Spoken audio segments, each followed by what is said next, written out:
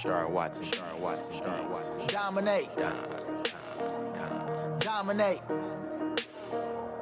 Dominate. Dominate. Dominate. Dominate.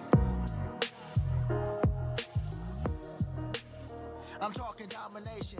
Welcome. That dominate just turn me up every time. We are on episode 8. I'm here with my uncle, aka Dude, aka Uncle Steve. Before we get started, I want y'all to know this is called the Prodigal Podcast. You can find us on YouTube. We on Amazon. We on Spotify. We on podcast, Apple Podcasts. The Prodigal Son Podcast. Tap in with us. So, man. Yes, sir. What's up, man? Man, good to be here. Good to be here, bro. I appreciate you coming through, man.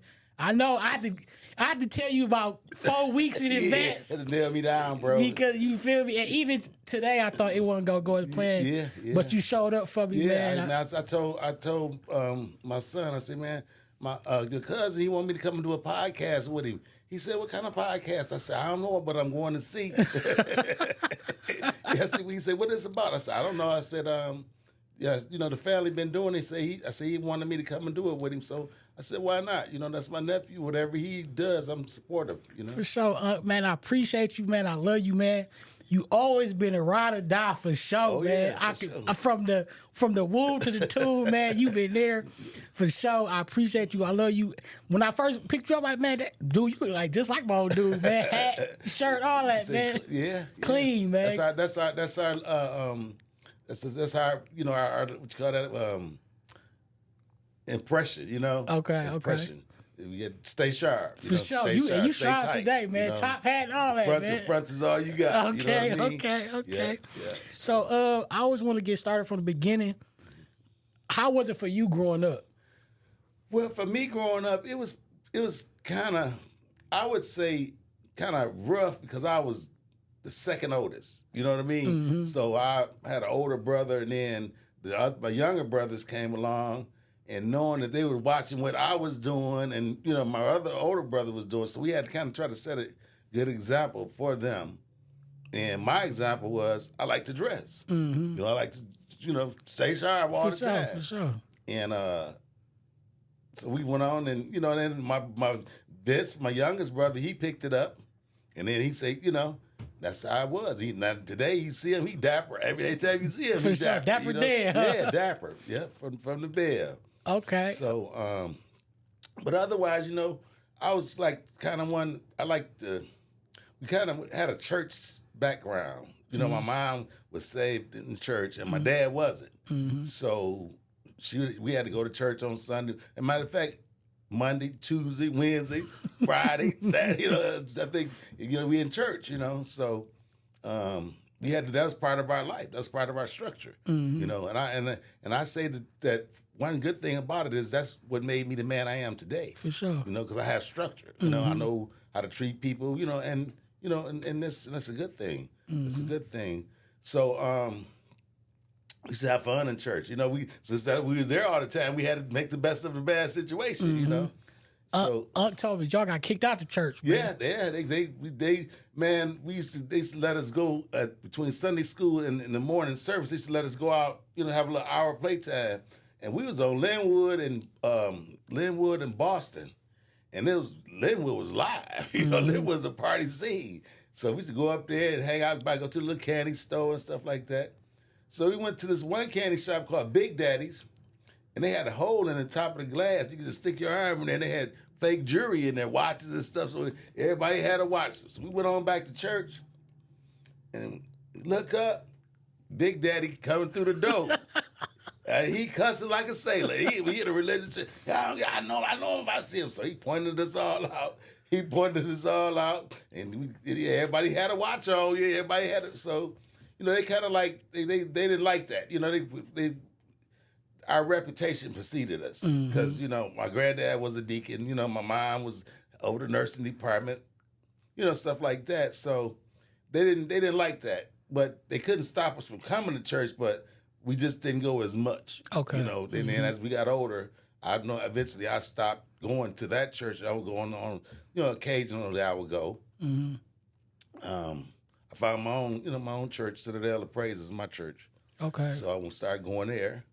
And that's how, growing up, as far as my home life was good. You know, we lived in the hood. You had to fight your way through. For sure. There wasn't no other way about it, you know. Either you gonna survive or you gonna go down. So how was it coming up, like your teenage years? As a teenager, my dad told me as a teenager, he said either you're gonna go to school or you're gonna work. So I chose to work. So I got a job working at the Michigan Inn Hotel as a bellboy, and he also told me you got to be in my house at 12 o'clock. You know, so if you ain't in at 12, go back to where you was at. You know, so I could never come in at 12. I used to come in and I would sneak out the back door. You know, I had to just tie a sheet from my bedroom window and hang jump to go to Henry's Palace on Monday Night Disco. Okay. I was hanging out with older people, and that's how my life kind of went on. As I started to hang out with older people, so I started to act older than I was. Okay. You know, and I worked, and then eventually I came in one night and I don't know where he came from, but he jumped out on me and he wanted to give me a whooping. And I left home. I said I wasn't gonna take no more whoopings, you know what I mean? So How old was you? 16. I was 16 years old. So I left and went on, and one thing led to another.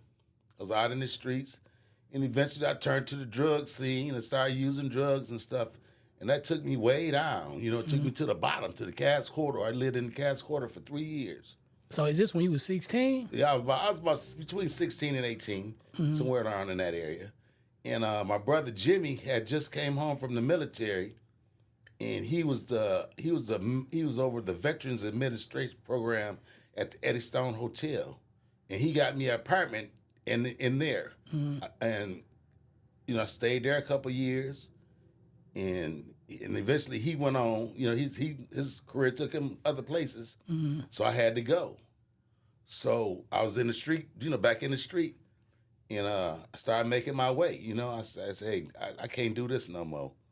And I don't never want to come back here no more in life. I don't never want to be here no more. Down this low. So I started working my way up, And I finally got to the point where I was a little bit stable. And my dad used to say, man, come October, every year in October, you always ain't got nowhere to go. You're always homeless. And so I said, well, I decided I'm going to have to start paying rent somewhere. You got to start paying your way. So I started paying my way. And how old was you then? I might have been about almost 26, 27 years old then. Okay. So I got my first apartment downtown on Lincoln and Grand River. And I stayed there a couple years, and eventually I stopped paying my rent, so they put me out, of course, So I was back in the street again, and worked my way in, worked up on another security deposit, first month's rent, moved to Davidson and LaSalle, stayed there a couple years, didn't want to pay no rent, so they put me out. I hooked up with a chick, she had her own house, so I went and moved in with her. Couldn't live with her, couldn't get along with her, so I was just kind of like on my own, kind of like a freelancer. And then eventually I finally got me a place, My family was always supportive. They always, especially my brother Vince and Jimmy, they had their own families, so they can only do so much. And Murray, he had a family, he had a big family at the time, so he couldn't do much. So I decided I was pretty much in this world on my own, so I have to fend for myself, no matter what. And so I started living my life like that. So I was had an uncle, and he worked at a paint company called Standard Paint. And one day he took me out to paint with him, and he gave me $50. And all I wasn't there for maybe 30 minutes. I was like, oh, this is some fast money right here. This is what I want to do in life. So that's what I did. I went on. I worked for him, and then I worked for my other uncle, Ronnie Mack. He had a paint company. And then another guy that went to the church had a paint company. So I worked with those guys for almost 35 years. And then I decided I want to try it for myself. You know, so I started my own paint company. Okay. You know, and that's what I do today.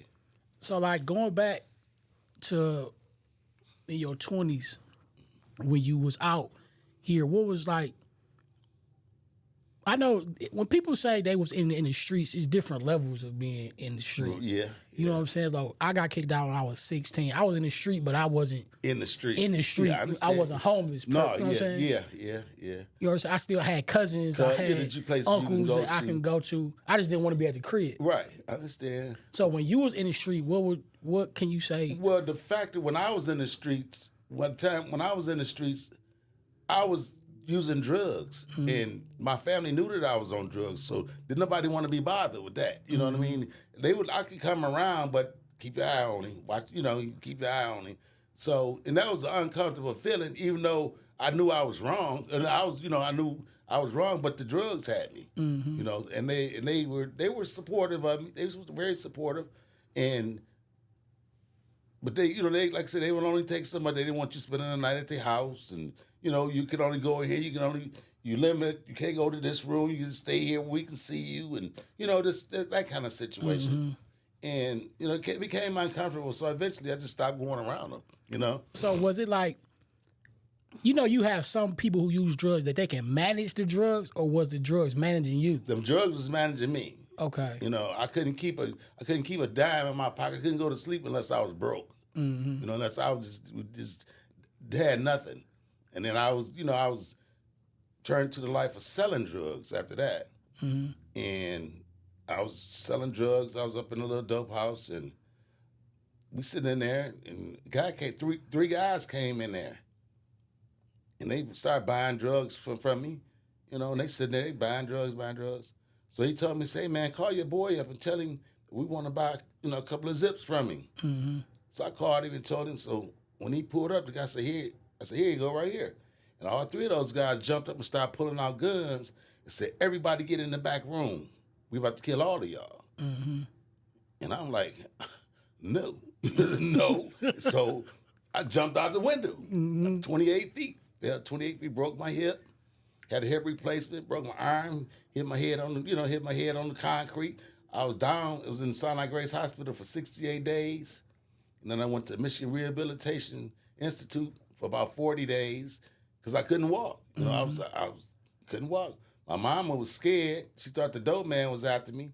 So they kept on moving me to hotel around, and, they was hiding me out, And once I got well again, I said, well, I can't do that no more. So I tried to go back to work. I had to go back to work at that point. So I went back to painting and, kept on living. Yeah, kept on living. Okay, so this was what, in your 20s? This was in 1990. July 17th, 1990 was the day that I jumped out that window. So would you say your 20s was the roughest years, or your 30s? Or 40s? I'm going to say my 30s and 40s was the roughest. Was the roughest? Because I was like, I started using drugs when I was like 17. By the time I got 25, I was in it. I was deep in it, and it seemed like it just had, I couldn't shake it. You know what I mean? It just had me. Couldn't shake it, not at all. Like it was an everyday thing? Every day, all day, all night, all day, all night. Every quarter, you making phone calls in the middle of the night, making up lies. I need, this, that, and other, I need some money. And people, I thought I was fooling people, but I was just fooling myself because they already knew what was going on, and it's just like I say, God, by the grace of God, he just took the desire away from me, and now it's still kind of hard because your reputation, your past, precedes you, For sure. And people, well, he look good. We've been through that before. Yeah, he look good. You've been through that before, and then you go on back to the streets. And then they see you back down, wallowing in the mud. You come back again. He look good. They give you a chance again. Back in the, you keep on falling. So eventually people get tired of putting up with that, So like what was like granddaddy and grandgranddad saying Like, you know what I'm saying? Because I know mothers be so for you. All the way. My mother, what happened was, my dad had an old 38, and I stole his gun and sold it for drugs. And he barred me from his house. I couldn't go to his house, period. He said, you can't come here at all. For nothing. So he was pissed. He was mad. So, but you know, a mother's love. She said, you come to the door, go to the back door. She give me something to eat and a couple of dollars. She would never give me no more than $5 because she knew you ain't taking my money buying them drugs with you know. So she give me something to eat and a couple of dollars, and I go on my way, you know. And she tell me, I'm praying for you. I love you. When you gonna get off that stuff? You know, I tell her, I am. And life went on, you know, and it seemed like life just flew past so fast, you know. So did you have kids? Yeah, I got a son. I have one son. I had him. He's 37 now, and I didn't want him to see me out on the street on drugs, like that, you know.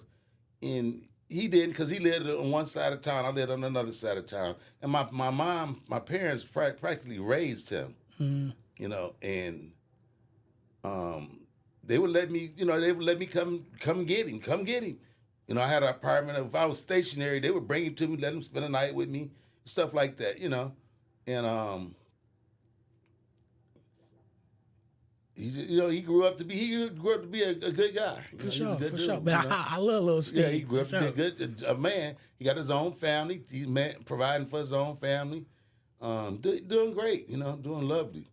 And now I have grandsons, 2 grandsons. He got 2 boys. And those are my heartbeats. That's my heartthrob, you know, whatever. I can't, you mean? They say, you mean? I said, no, I just don't play. You know, they said, well, what if I say I'm, you know, so some they have to see it for themselves. You know, we was in just the other day, we was in a GameStop. And the lady, every time we go in there, the lady hound me to get a warranty for my grandson's controller. So I said, okay, I'm going to get the warranty. So when he broke the controller and I took it back, she wasn't honor the warranty. So, of course, I had to cuss her out. You know, I had to read the Riot Act, and she put me out the store. So now they can't go back to that GameStop no more. Because of you. Because of me. They said, you don't got to put out here. I said, hey, man, listen. I said, you got to watch. People will do you any way that you let them do you. You know, if I allowed her to do that to you this time, what's she going to do the next time? You know, so I'm teaching them about life, and then as we go, you know, I'm teaching them about life, and I make them cut the grass. Wow, you gotta cut the grass. Yeah, you gotta cut the grass. You gonna have work ethics. You know, we cut grass when we was younger, and you see us, you know, and so they fussing and cutting grass, you know. Look, so I'm gonna tell you this. Like my old dude, I told my old dude, like, man, I'm about to have Unky on. You know what I'm saying? Do the podcast. My old dude talk. He's like, man, if you want to talk to somebody who really been through some stuff, God has really been with my brother. Yes, he has. Yes, he has. God has never left my brother. Never left my side. Stevie should have been dead time after time after time after time of again. Man, I was riding a bike. I must have been about 16 to 17 years old. And I had a cat. You know, you can ride your friend on the handlebars of the bike. And I'm riding this cat on the bike, and somebody shot at us. And the bullet went over my shoulder and shot him in his back. Oh, shoot. And it didn't paralyze him, but it messed him up. And I'm like, ooh, I'm lucky. I was lucky, you know. And my mom was, you weren't lucky. You was blessed, boy. You was blessed, you know. And I contribute to all the blessings that I've gotten over through life from my grandparents, the prayers going up, you know. Because I used to see my mom, and she used to be praying hard. I mean, she was praying hard. My grandmother, they used to pray for us because we was some bad boys. You know, we was a bad guy. We wasn't like outlaw bad, but we like to fight and, you know, into like things that boys do, you know. And God never left my side. I mean, all the way up until 3 months ago, I got hit by a car. I was standing on the sidewalk, and I got hit by a car. It was 75 people out there, and I'm the only one that got hit by the car. And I say, well, what is that? You know, what is that telling me? You know what I mean? Because it could have been, it's kids. We was at a park. It could have been kids or anything, you know. And I'm the only one that got hit. And And I got hurt. I stayed in intensive care for 3 days, and got some hurt, some things wrong. That's wrong. But I could have been dead. Could have been dead in the and if I wouldn't have got up, my nephew Murray Jr. came because I was getting ready to get in my car and go home. He said, "You got to go to the hospital." I said, "Got to go to the hospital? I ain't got man. Move. Where my keys at?" Was you bleeding at all? I was bleeding. When I looked at the mirror, I said, "Oh man, it looked like a horror story." I mean, I was bleeding. My face was bloody. I was sore and all that. But when I got in the hospital, they slapped that thing on me on my neck, and they said, "Man," "you bleed, you hemorrhaging from the brain, man. You got 9 cracked ribs. You bionic man or somebody. How did you make it?" And I'm like, "Man, I'm ready to go." They kept me in there 3 days. So God is good, man. God is good, and I am a prayerful guy. I pray all the time. I pray for my son, my grandkid, my family. Prayer. Even though I'm not saved or nothing like that, I still pray, and I go to church every Sunday. And I got a relationship with God. Talk to Him all the time. And a lot of times He showed me things that I wouldn't have seen. But I think you are saved because the Bible says you confess out of your mouth and your heart that Jesus is Lord. You are saved. I'm gonna tell you this. You remember when your daddy had that church on Warren and 25th? Yes, sir. And one day, our cousin Mo was in town, and he was preaching. And they got to praying for me, and I went up for prayer. Your mom was there too. And I don't know, a tingling sensation came over my body. And next thing I know, they were standing over me. And your mom asked me, she said, "Are you saved? Do you have the Holy Ghost?" And I didn't know the answer. I didn't, because like I said, a tingling sensation came over me. And next thing I know, I was down on the ground. And I said, "Wow, did I get saved?" And I asked myself this right to this very day. Well, I'm going to tell you, Unky, the scripture says if you believe out of your heart and confess out of your mouth that Jesus is Lord, you are saved. Yeah. And I believe that. I truly believe that.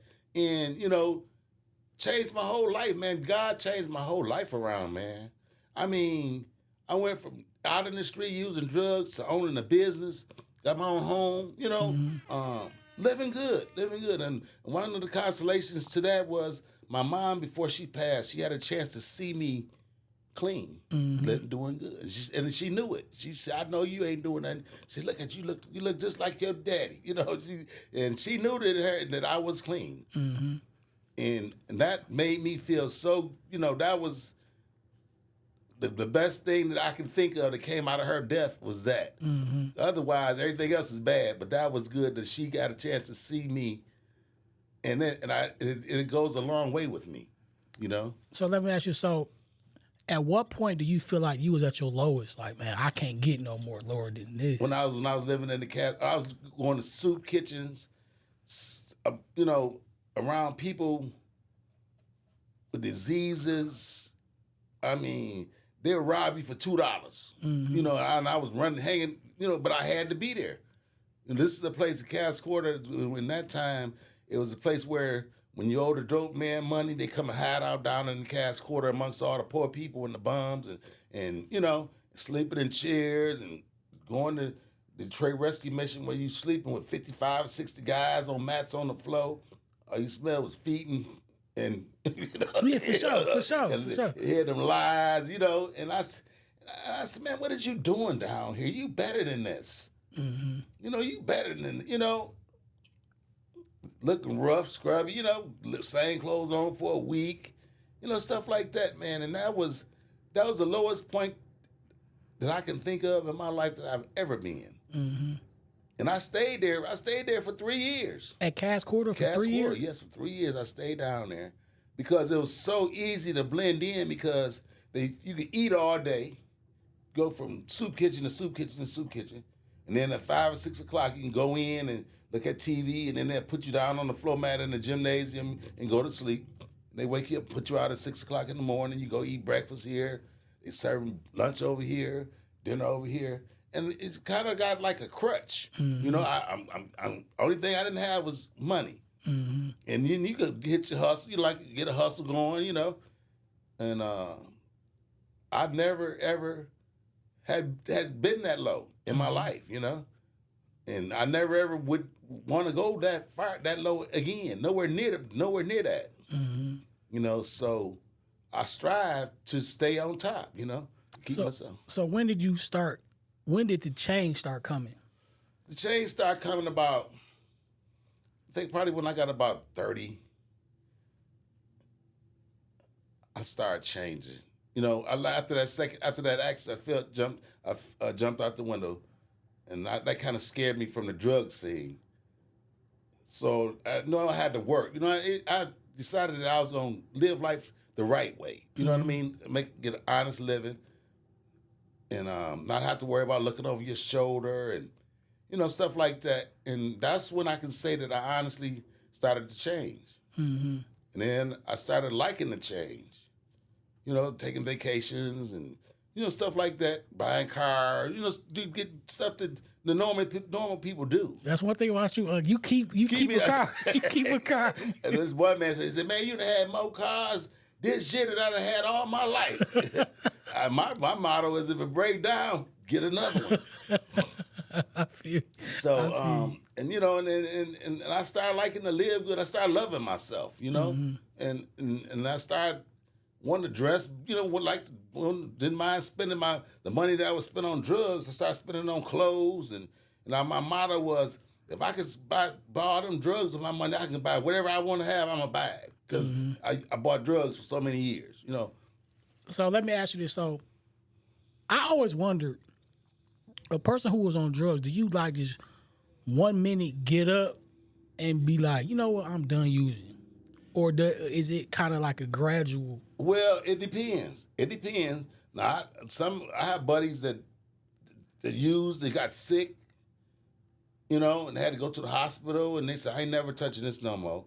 Well, me, it was like, I just got tired of being broke, you know what I mean? Tired of being poor, you know what I mean? Tired of chasing this drug. My man riding past me, it's raining. He driving in a Cadillac, and I'm walking. But I'm taking him my money every day, all day. You know what I mean? And you can't get nothing. He won't, you know, I just got tired of that. So I decided that I was going to, do better. Start taking care of myself, loving myself, you know? And did you have any help, or like? God, the only person that helped me was God. And then nobody else, you know? Nobody else. I didn't have to go to the rehab or none of that stuff. I just decided in my mind that I wasn't going to do it no more and let it go. I was saying, I got my other cousin here with me, and I was saying, when my cousin passed away in 20, what was that? 10? I think 2010. My cousin Jeremy, he passed away in 2010. I remember I was so distraught coming out the Swanson funeral home. I was a mess, and I just remember walking on the sidewalk, and my aunt, he came to the side like, man, I got you. Whatever you need, whatever you want to do, I got you. And I think that I stood on that because not many people was doing that. You know what I'm saying? The love, you know what I'm saying? So no matter what I wanted to do at that whatever moment. Whatever it was, whatever you want to do, yeah. You was there. I was there, yeah. And your dad, the same, he was your dad, he wanted to be streety, but he wasn't. And Uncle Jimmy, he wanted to be streety, he wasn't. Murray was a little bit streety, but them guys and you know, and of course in life you're gonna run across people that's gonna try to play games with you, and you know, and I'm gonna call dude. Now let me call dude over here. Now you know dude go take care of it for me. And anything you want off the street, they call me. You know, sure. Whatever it is. Yeah, I know where it's at. I go get it for you. Like you big on family. Yeah. Oh yeah, I love my family. I love them. I mean, even though the stuff that you went through, you still loved your family. Yeah. Because I can't blame them for my mess up. That was my fault. You know, I put myself in that situation, and I couldn't blame them for not wanting to be bothered with it, not trusting me. I couldn't blame them for that. You know, all I can say is today, I can look back and say they were right. You know, people work hard for their stuff. For me just to come over and steal it, you know, if we go give it to the dope man or whatever, like that was wrong. You know, that wasn't right to do. And but they never gave up on me. They kept me at a distance, and I respect that. I respect that, and I don't never want to see none of my family members go that low. Never. If I can, if I saw something, if I even saw them going that way, I would get right in their ear, and let them know, hey man, this ain't what you want. That's not what you want. You want to, you want to do this or do that. You need some help, I'll help you. Stuff like that. Yeah, that's just insane. I even seen the transmit. I didn't really I wasn't really around when I was younger. Yeah. I was younger. You know what I'm saying? But the stuff I've heard, but I never seen that side. Right. You know what I'm saying? Well, every time I seen you, I was always kind of up. That's when I would come around. Is when I was doing better. I quit using drugs about 50 times. And it always slide back in on, because I didn't have nothing else, nowhere else to go and hang out at but over here where the drugs was at. You know what I mean? I tried to sell drugs and it wasn't all it was portrayed to be. It wasn't all of that. I made it to a little way up the ladder on selling drugs, but you lose everything. You lose everything or go to jail or get killed. One of the three. And that, I thank God didn't have to do none of that. I just cut it out, stop. And what did stuff change when you had kids or when you had a son? When I had my son, it changed. It changed me because I knew that he had to grow up and he was gonna be watching what I was doing. And I think my parents also knew the same thing because that's why they took him up under their wing. They put him in private school. They kept him, and when I would see him, he loved me. They said, they said, this boy love you. He know that you his daddy and he love you. And I, and that changed me and that made me want to do better so he can look at, when he see me, I'll be, in his eyesight, just my dad. I'm glad to see my dad. I love my dad, like that. And even my nephews and nieces, I never wanted them to see me. That's why you never saw me at my worst because I didn't want you to see me at my worst. And I always wanted people to think in their mind, oh, he doing all right. He all right, and that's the way it was. Yeah, that's the way it was. So what do you feel was like I said, I don't want to mean to just keep going back, but you just woke up you know what, I'm done. I'm straight. Yeah. Basically, I was painting in a gymnasium at a church, as a matter of fact. And I fell 14 feet on my side, punctured my lung, broke ribs. But the night before that I went in to do that job, I got high.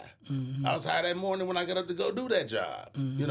I didn't get high on my way to the job, but I had been getting high all night. And I said to myself, you knew you were supposed to put some rubber up under that ladder before you put it down on that floor. I kind of kicked myself. And that was one of the chips that kept on eating at me. And then eventually I just got tired of it. I said, man, you know what? Threw everything away, disassociated myself with the people I had to disassociate myself with, and went on. They called me right today. Hey, man, how you doing? I'm all right. But you doing nothing? You don't come around. Ain't nothing around there for me, And that's the way that I stay clean, is to stay away from the people. And they're good friends. Nothing wrong with them. But I just can't be around y'all because it's like y'all trigger me, Drinking used to trigger me, but now I can drink and it won't bother me. Go to bed with hundreds of dollars in my pocket. It won't bother me at all, Look, I got a story for you. This, who told me this? Probably, again, I think my old dude told me when I was maybe a couple years back. He told me when you was younger, maybe in your full 40s, I don't know, you were younger. He said you got pulled over, and the cop was about to take you to jail, and you pretended like you passed out. Yeah, so they wouldn't take you had to a jail. seizure. Yeah, I did. I was having a seizure. It took me to the hospital. I left the hospital, went on. Yeah, But you said one day you woke up and they were standing right there next to you. Yeah. I'm like, what? These people doing? You know, it's amazing, man. And I look at people in the streets and say, why y'all still doing that? That's old news. You know what I mean? Mm-hmm. But you know, and then I also look. You don't see that many crackheads no more in the streets. It's like they either they moved somewhere else or they went to another side of town or something. You know. But some of them I see functional. Yeah. But you know, for now at least. man, I know guys that work in the plant, Ford, General Motors, Chrysler, and they use drugs. They smoke crack because they enjoy the high. They driving Cadillacs and living in nice houses and all that. It's just a high, you know. It's just a form. Everybody do something. Some people take pills. Some people go shopping. Some people drink. You know, but it's according to how you handle it. You know, and you got to know within yourself your limitations and your boundaries. You know if you can't do it sociably, you know it because you got your bill. They come and come and get your Cadillac. You know, the eviction notice on your door. So that's not for you. You know, you can't handle it. So let me ask you this: do you regret in any of that? Yeah. Yes, I do. Do you think? I always ask: do you think the stuff that you have been through made you the man you are today? And yes, it has. It certainly has. It made me the person that I am today. And the way that I carry myself is like I ain't gonna bother you unless you bother me. You know what I mean? If I have to interact with you, I'm gonna treat you as a man because you're a man. But when you do something wrong, I'm gonna let you know you're doing something wrong. So what is two of the greatest lessons that you took away from stop using? That took me to do that. What you mean? It's like, what's two of the greatest things that you'll be like, you know what? From me using this, is what I learned. Oh.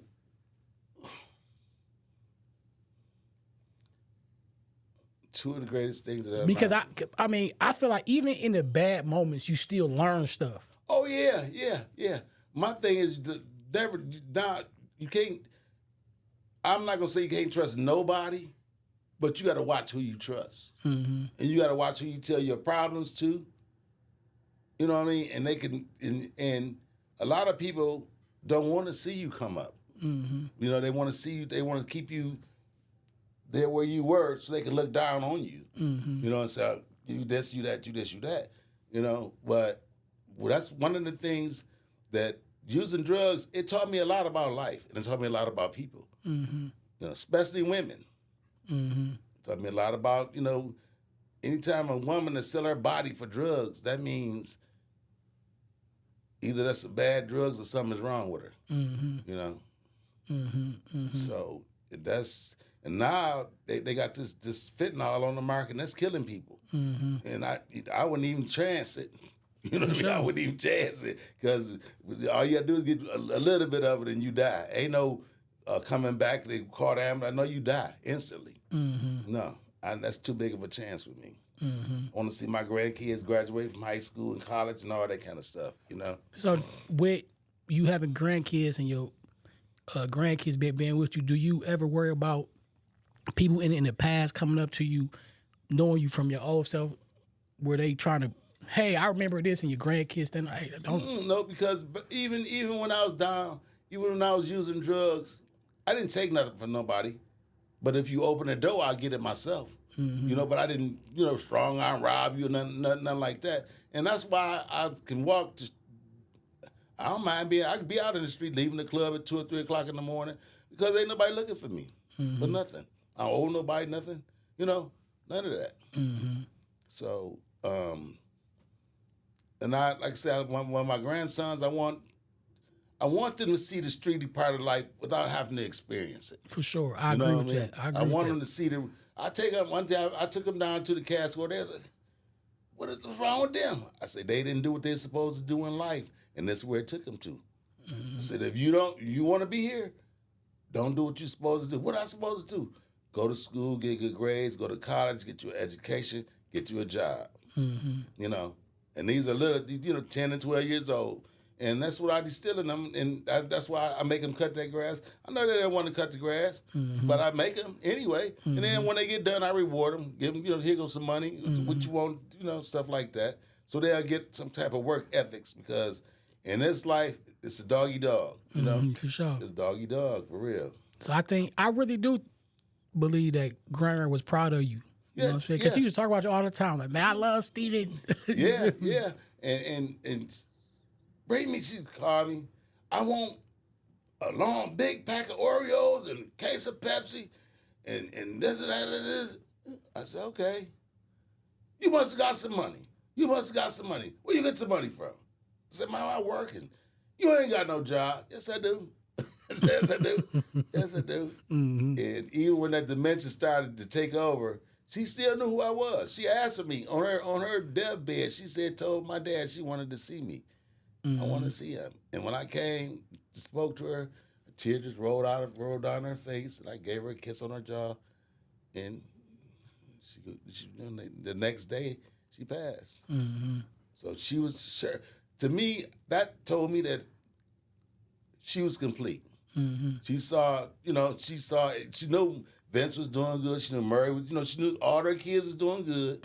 And I was the one that she always had to worried about, And once she saw me doing good, she went to rest. So how are you dealing with that now? Well, I'm living in a house that one of the house they're home away from home. When they used to come to the city, they used to stay in the house. We called it the little house, and that's where I live at. And I sit on that porch. I got a glass porch on it with a glass front. And I sit there. I can see her running across the yard, fussing at the kids, And it just it's artifacts, stuff that she had in there. I still got them. They still were, when I went in there, they where they were when I went in there. They still sitting there. And when I look over there at them, I think about her, So let me ask you, what is one of your greatest memories of Gregory? Man, my greatest memory with my mama was when I was in the 6th grade. My teacher's name was Miss Barham. And we was standing on the window ledge, throwing books out the window. And I turned around, and she was standing there. And she just said, he grabbed me by my ear and took me on. And when I got home, I got the worst whooping that I ever had. I couldn't say I didn't do it because she caught me red-handed. For sure. And that's what that memory will never die with me. And I said, wow. Yeah. So what about Granddaddy? Granddaddy, we had a mini bike, and we was up in Belleville where he live at now. And I took that mini bike. He told us not to ride. I rode it anyway. And I rode all up the side of the fence on the mini bike, and I just see him. He was fussing and cussing. He was fussing and cussing. I said, okay, And then, but he's been my the person that I would portray out of anybody. He's my dad. He is the definition of a father. He raises, took care of loved his wife, loved his kids, made sure. He told us, he said, I'm going to help you be whatever you want to be in life. He said, if you want to be a bum, I'm going to help you be a bum. He said, if you want to be a doctor, I put money up for you to go to college. So none of us went to college, so he took that money and went and bought him a mobile home. And when I went back to go to college, he said, that money gone. He said, you on your own. He said, the only way you're going to get to college now is you'll get you a loan or a grant or something. And he did. He had that money put up for all of us to go to college. And Jimmy and Vince went to the service. Pam went to nursing school. And me and Murray went to the streets. So he did what he said. He did what he said, So for everybody watching who's been hooked on drugs or are hooked on drugs or just coming out of drugs, what advice can you give them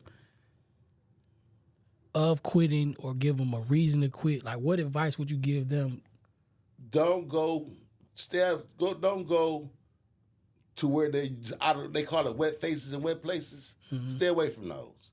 If you don't, I know people You might live in that neighborhood where you use your drugs at. Try to get out of there. Go in your house and close your door. You know, do something. Get a job. Go to church or something. You know what I mean?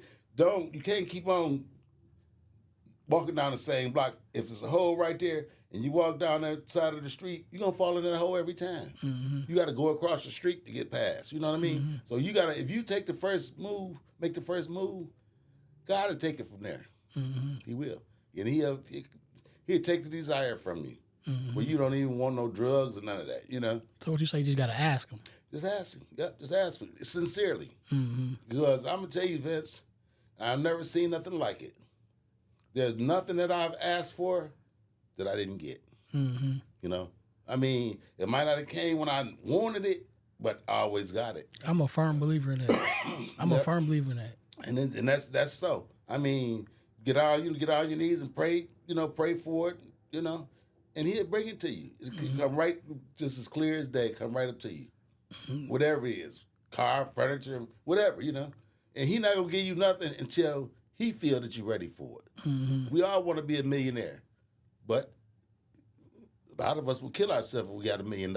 I always say a lot of us not millionaires because we don't have $1 million plan. That's what I'm saying. And that exactly. You don't have a plan. You don't know you wouldn't know what to do with it. Either somebody will take it from you, or you'll give it away, or you'll kill yourself. You know, it's a little bit of luck involved. It's a little bit of luck involved, but on the average, you wouldn't know what to do. You ain't got no luck, baby. You blessed. I'm blessed. That's what I'm saying. I'm blessed. You ain't nothing lucky. Truly blessed. You ain't nothing lucky, man. Ain't nothing lucky. I tell my friends, man, you was lucky. No, I wasn't. I'm blessed. You don't even know though. To be up and I'm moving around like I'm moving around right now, ain't no way. You still be laying up in the hospital bed somewhere. So let me ask you this. So what do you feel about, because I know you've done a lot of stuff. Do you feel like a lot of people have forgave you for the stuff that you've done? Yeah, because it was never nothing major. It was petty stuff, you know, little stuff. Nothing major, you know, not robbing nobody, you know, sticking up nobody, killing nobody, nothing like that. Just little stuff, you know. Because I know we was talking about it on the car. Like me, I've done so much stuff where I can't hold nothing over nobody. No, and that's the next thing about it. You know, the Bible says you're supposed to forgive. They say don't forget, but you can forget. And they say you reap what you sow. And a lot of stuff that's happened to me since I've been clean. It's just payback from the stuff that I was doing, you know what I mean, that I did back in the day, you know? And that's why I don't go through no extreme measures about it. You know, as far as people stealing money out of my car and taking my tools, my work, you know, stuff like that. I don't trip out about it because I did little petty stuff, but you believe I know who did it. You know, I know who did it. I know who the last person who, you know who it is. And you know, you forgive them, but you just better stay over there, man. You got me that time. The next time I'm gonna get you back. You know, I get you back. They know, and they don't like that. They don't want to get that payback as a monster. So let me ask you one last question. So if you were standing in front of God, what's 2 questions that you would ask him? That I would ask God? Yeah. If you were standing right in front of him, what's 2 questions you would ask him? Where am I going for here is one. And the next one is, where's my mother? Okay. You know? Greater is in a good place. Yeah, that's right. I know. I mean, but I want to see. I want to go where she at. Can you take me to my mother? That's what I would ask him, you know. And the next thing is like, you know, what's the next move? I'm ready. You know, I'm ready. Because he walks with me, believe me, talk about a shadow of death. Shadow of evil. Oh, yeah. Yeah. You know, and sometimes I find myself, even in my sober mind, you know, I might have a drink or two, be out partying at my buddy's house or whatever. It be 2 or 3 o'clock in the morning, I'm riding down the street going home. Like, what is you doing out this late at night, man? You supposed to be in the house. You know, you need to be at home. And because there's fools out here, and there's fools out there, bro. You don't have to be doing nothing to get yourself in a situation that you can't get out of. And that's for sure. Well, Unc, I appreciate you coming, man. I appreciate you taking the time out, getting fresh to death or fresh to life. coming to kick it with me. You know what I'm saying? I got you, man. I love you, man. You didn't have to. You could have been doing anything else, but you chose to come and chop it up with me. I was kind of nervous about it at first. When I said, I wonder what this is about. What is this? I asked my dad the other day. He said, well, it's just nothing. He just asking you questions and you telling him, answering questions, da da da da. So I was kind of nervous. I'm not a real big people person, but I guess I am because I ain't nervous. You know what I mean? But I sent it to you and I said, what I'm doing is to literally tell people how you can overcome whatever you're going through. Yeah. So not to talk about nobody, not to go deep into somebody's life, share whatever you want to share, and to help people overcome the struggles that they're going through. And you can do, man, like I say, with the help of God, you can do anything in life that you want. Yeah, anything. There's nothing too great. I'm going to tell you one thing about me. I don't always believe what you say. I believe your scars. Yeah. Because your scars tell me a sign that you made it out. That's right. You can tell her, you can put on some nice new clothes and talk good and leave right here and go right to the dope house or wherever you want to go. You can do that. But see, it's what comes from within. I know you might not be watching me and following me or nothing, but I got to prove to myself. And sometimes, I'm not going to lie, sometimes life struggles. I be wanting to go to the hood, to do. They said, nah, brother. They said, man, if you go that way, you might not make it back out. So why don't take the chance, you know? And your dad always told me, he said, man, you would be a great drug counselor. Man, why don't you go to school to be a drug counselor? I don't want to think about drugs that much. It's out of sight, out of mind. As long as I don't go to where it's at, it's definitely not gonna come knocking on my door. So that means if I go to where it's at, that means that I want to be involved in it. I'm a firm believer that God can truly change your life. Oh yeah. Because He changed mine. I see He changed yours. Mine, yeah. Changed. And I know a lot of people that He changed. And our family members, He changed their lives, Changed their lives. Some people, a fool gonna be a fool. You know what I mean? But anybody can change. You just gotta want to do it. For sure. You take the first step, and I guarantee you gotta take it from there. Hands down. Well, Unc, I appreciate it, man. I like I said, I love you. I appreciate you showing up. You always been a stand-up guy. No matter what you was using. Whatever you always I'm doing, been there. I try to keep it real. I try to keep it real, Vince. I do. And that's just the way and that's my life. You know what I mean? I ain't gonna lie to you. I ain't gonna sugarcoat it either. If you wrong, you wrong. You right, you right. Well, so this is the Prodigal Son podcast, and of course, baby, we dominate.